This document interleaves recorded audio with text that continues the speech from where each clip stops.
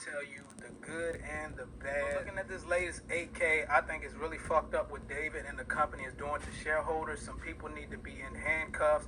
I don't see how people can find positive in this 8K when majority of it comes with strings. And from what I'm seeing, the positives that we do see come with more dilution to shareholders, as well as the CEO getting more money and shares. Now, just like I said what happened, I am currently not holding any shares of Muln Automotive. I told you guys in previous videos that if a reverse stock split was approved, I will not be sticking around for that. I will still, however, be covering Muln Automotive stock to answer any questions or any other content. But in my honest opinion, from what I'm seeing, shareholders have been in the middle of a theft cycle, and it looks like another one is starting based off of these proposals and these performance award agreements and incentive plans. Now, why would it be so daring to go after these big brokerage firms for market manipulation? It says the odds are stacked against you, especially if you are dealing with a large firm.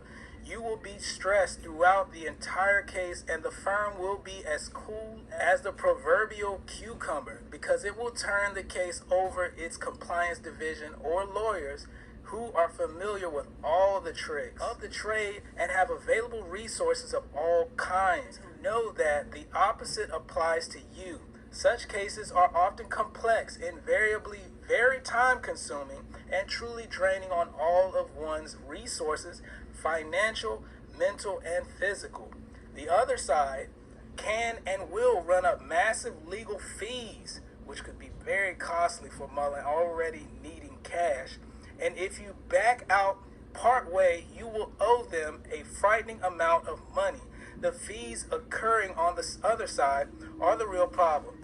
They are used as a strategic weapon. The theory is that the judges are infallible, and if you lose, you are in the wrong, deserve no damages, and should therefore pay the cost of the other side. Today was yet another brutal day on Muln Automotive investors. What I do care about if retail investors are getting taken advantage of behind the scenes and losing shareholder value on a consistent basis. Second reverse stock split, which Muln was trading 80% or so higher at the time, now down 81% in the last 3 months. And the more capital, which usually comes from shareholders being diluted, until Muln can be able to prove and produce in mass quantities, as well as make big delivery numbers, they will continue, in my opinion, to go back to these toxic finance that many of you have heard me discuss over and over in other videos. As far as the extension, that's the reason why I want to talk about exit liquidity,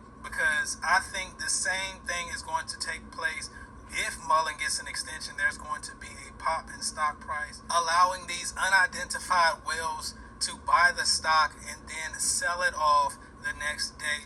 Acquitted state consists entirely of common stock issuable upon the exercise of warrant. Signals more dilution for shareholders when these two entities decide to exercise their warrants. So the execs of Muln Company barely own any of the outstanding shares, yet they have these toxic financiers shares and are able to sell at any time they want, diluting the share price.